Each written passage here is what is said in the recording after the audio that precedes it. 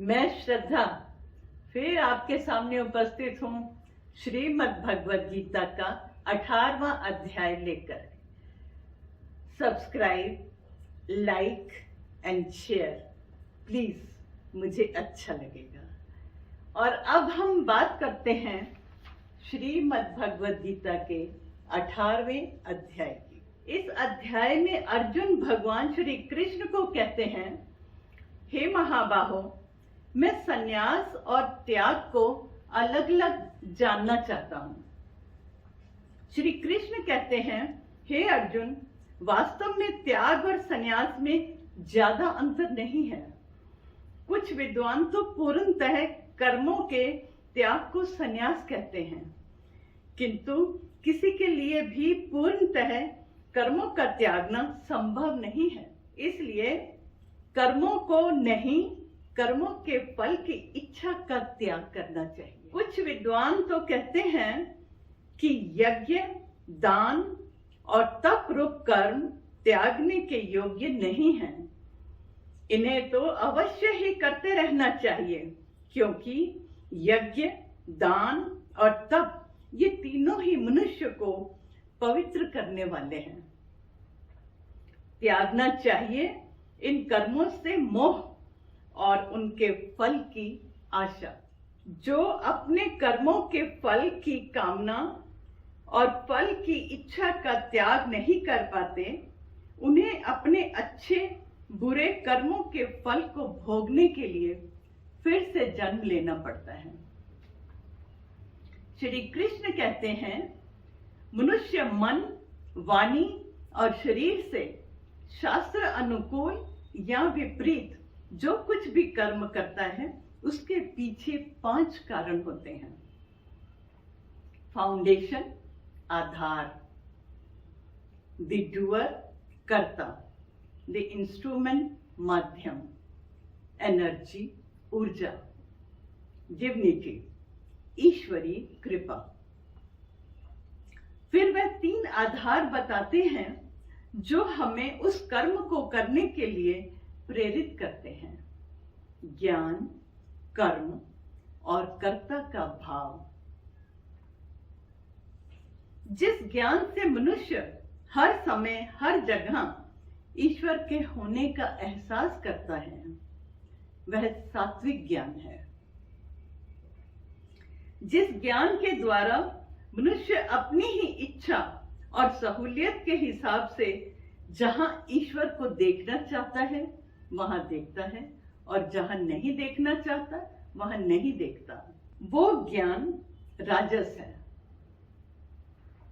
जिस ज्ञान में कोई सिद्धांत ना हो, किसी का कोई कल्याण ना हो, केवल अपना ही स्वार्थ सिद्ध हो, ऐसा ज्ञान तामसिक ज्ञान है। हे अर्जुन, अब तो बुद्धि के 3 प्रकार के भेद सुन। जो बुद्धि कौन सा कर्म करना चाहिए और कौन सा कर्म नहीं करना चाहिए, इस भेद को जानती है, बंधन और मोक्ष के भेद को जानती है, वह बुद्धि सात्विक है। जो बुद्धि अपनी ही सहूलियत के लिए सब कुछ रचती है, वह बुद्धि राजसिक है। जो बुद्धि किसी की हानि करके भी अपना कार्य सिद्ध करना चाहती है, वह तामसिक है। श्री कृष्ण कहते हैं, हे भारत श्रेष्ठ, अब तुम 3 प्रकार के सुखों को सुनो। जो सुख ईश्वर के भजन, ध्यान, सेवा, परोपकार से मिलता है, वह स्थायी और सात्विक होता है। जो सुख इंद्रियों के भोग से मिलता है, जिसका परिणाम पहले सुख बाद में दुख के रूप में होता है, जैसे बहुत ज्यादा धन, प्रॉपर्टीज का विस्तार करके रोज के झंझट जाल में फंस जाता है। रात को शराब पीना बहुत अच्छा लगता है और दिन में हैंगओवर में सर पकड़कर रोता है। ऐसा सुख राजस होता है। जो सुख दूसरों को हानि करके प्राप्त किया जाए, किसी को लूट के, छीन कर, चोरी आदि करके, वह तामसिक है। यह श्री कृष्ण का महत्वपूर्ण संदेश है कि अच्छा जीवन जीते हुए ईश्वर का ध्यान और चिंतन करते रहना चाहिए। श्री कृष्ण की दृष्टि में कोई भी काम छोटा बड़ा नहीं। जो भी कोई अपना कर्म को धर्म समझकर ईमानदारी से, जैसे वर्क इज वर्शिप, काम ही पूजा है, इस भाव से करता है, वह परम सिद्धि को प्राप्त कर लेता है। श्री कृष्ण कहते हैं, हे अर्जुन, तू अपने स्वभाव और गुणों से प्रभावित होकर अपने आप को युद्ध करने से रोक ही नहीं सकोगे। अब श्री कृष्ण कहते हैं, सर्वधर्मान् परित्यज्य मामेकं शरणं व्रज, अहं त्वां सर्व पापेभ्यो मोक्षयिष्यामि मा शुचिः। अर्थात भगवान श्री कृष्ण कहते हैं, हे अर्जुन, तू अपने सब धर्मों और कर्मों को मुझ शक्तिमान परमेश्वर को समर्पित कर दो। तुम मुझे नमस्कार करो, तुम मेरी शरण में आ जाओ। मैं तुम्हें वचन देता हूं, मैं तुम्हें संपूर्ण पापों से मुक्त कर दूंगा।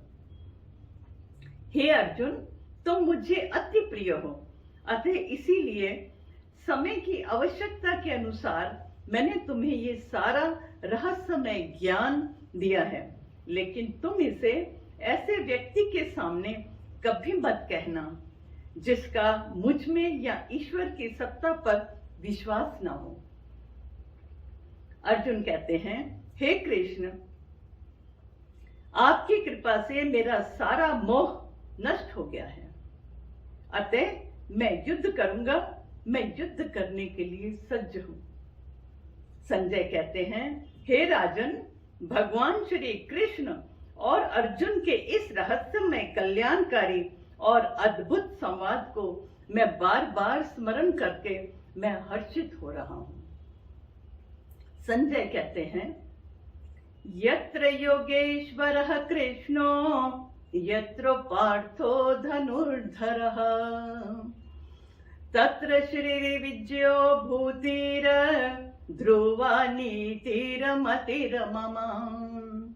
अर्थात, हे राजन, जहां योगेश्वर भगवान श्री कृष्ण हैं और जहां गांडीवधारी अर्जुन हैं, वहीं पर श्री विजय है, ऐसा मेरा मत है। तो बहुत खुशी की बात है कि श्रीमद् भगवद गीता के 18 अध्याय संपूर्ण हुए और अब एक वीडियो और बचा है जिसमें इसका उद्यापन किया जाएगा, देखना ना भूलें।